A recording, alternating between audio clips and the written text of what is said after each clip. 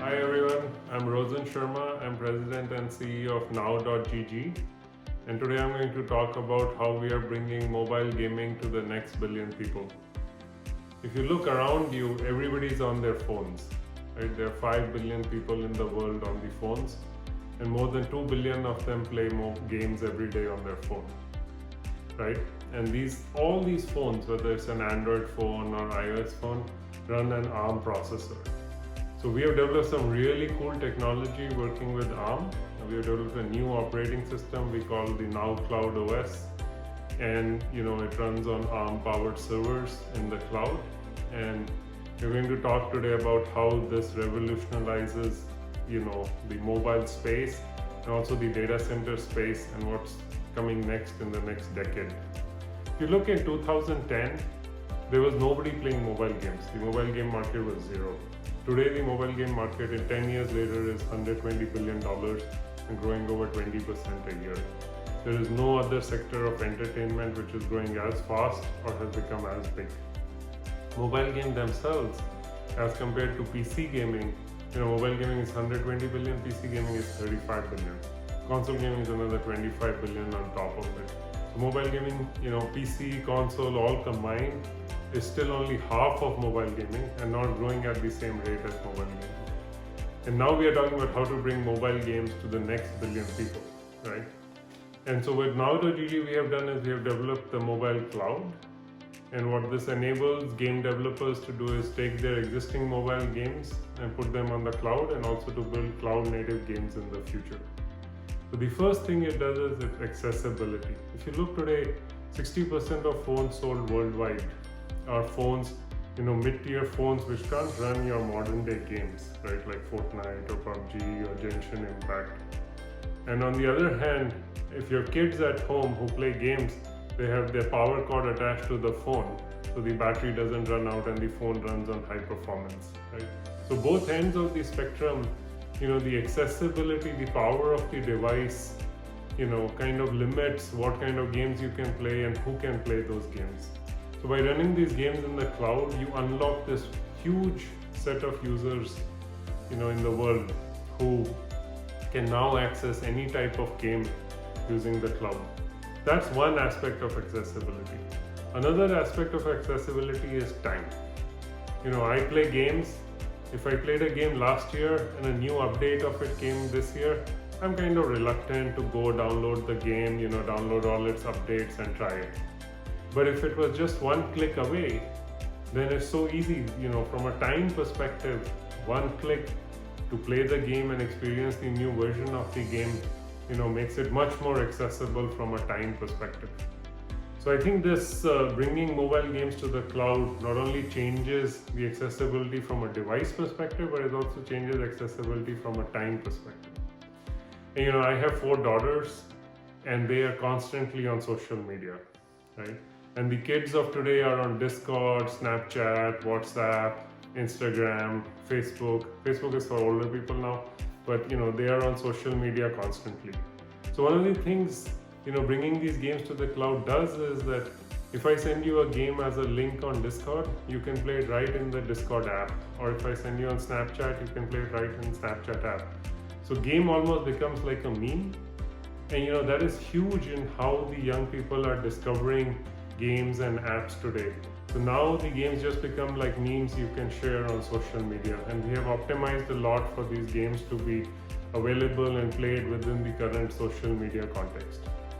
Lastly, I have an 18-year-old and she doesn't have a credit card, but she has a Venmo account, right? So kids and many people around the world are getting digital wallets way before they're getting credit cards.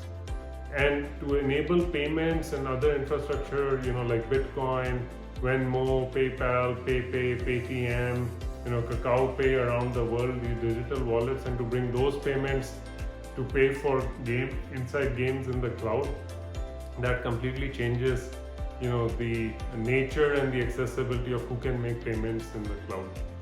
So we are bringing all of this in Now.gg. But I have to talk to you why Now.gg is possible now and why it was not possible, 5 years ago or 6 years ago. We actually have been working on this from 2017. In 2016, Amazon made acquisition of an ARM company in Israel called Annapurna. And in 2018, they began rolling out ARM servers across the globe. And this is very, very key. Because if you think about, in the 90s, we had all this PC infrastructure, and from the PC infrastructure came the current cloud, which is all running on Intel servers. Now you think about billions and billions of phones, which did not exist before 2007 or 2009. Over the last 10 years, we have, 4 or 5 billion phones now in the world. So it's very natural that since those phones run on ARM, we need an ARM cloud to run the apps that run on the phone in the data center. And I think this is a key, when I look at the next decade, all these apps that run on the phone are going to come in the cloud. And it's just natural, it's the natural evolution of what has happened in the other computing spaces, right? And if you look at today, what was available in the cloud worldwide, we had to solve some very, very fundamental problems. How do you do graphics? How do you do compute? The cloud is distributed. Some nodes are near you, some nodes are further away from you. Depending on the time of the day, the bandwidth may be different. So we developed what we call Now Cloud OS. And the first innovation in Now Cloud OS was what we call distributed Android. Right? So normally, if you think of the Android operating system, it runs on one phone or it runs on one device. Right? But in the cloud, we took that and we broke it up, and now Android can run on many different machines across the cloud. And it harnesses the power of the cloud. It unlocks, you're not constrained by one processor or two processor or one GPU or two GPU, or doing other kinds of processing.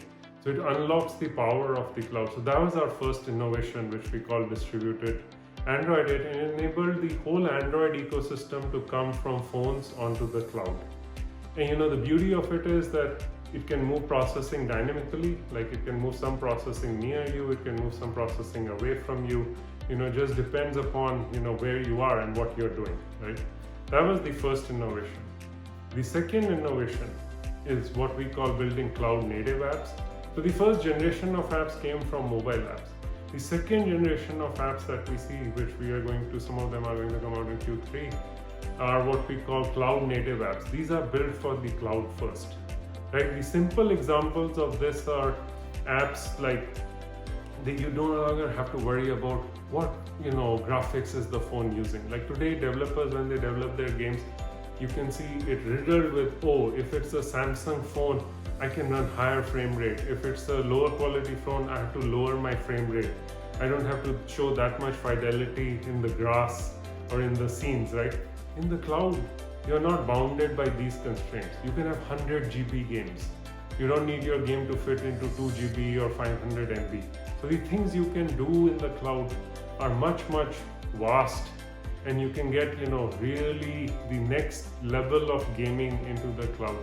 And so that's the first, what we call cloud native. But also the cloud enables you to do things like, have a metaverse, enable NFTs, and have user-generated content, enable communities very easily in the context of your current application. So we'll begin to see some of this cloud native functionality that is going to come out. And lastly, we are also working on a concept we call the Infinity Phone. You can imagine a phone that is integrated with the cloud, so it has infinite specs. And I won't talk much about that today, but that is also something we are working closely with ARM with. So all these technologies together and our work with ARM is, we have developed the Now Cloud OS, which is unlocking, the capability of reaching the next billion gamers across the world. So we are very excited. This is just beginning of this journey. I think this decade will be defined by ARM in the data center.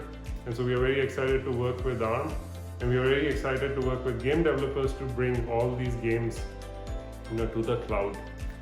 And we launched this service very recently, where we already have 25 plus game developers, some of the top game developers around the world, and millions of sessions being served from the cloud to the end users for their games. So please stay tuned. There's more coming in this space, and it's an incredible and exciting journey that we are on. Thank you.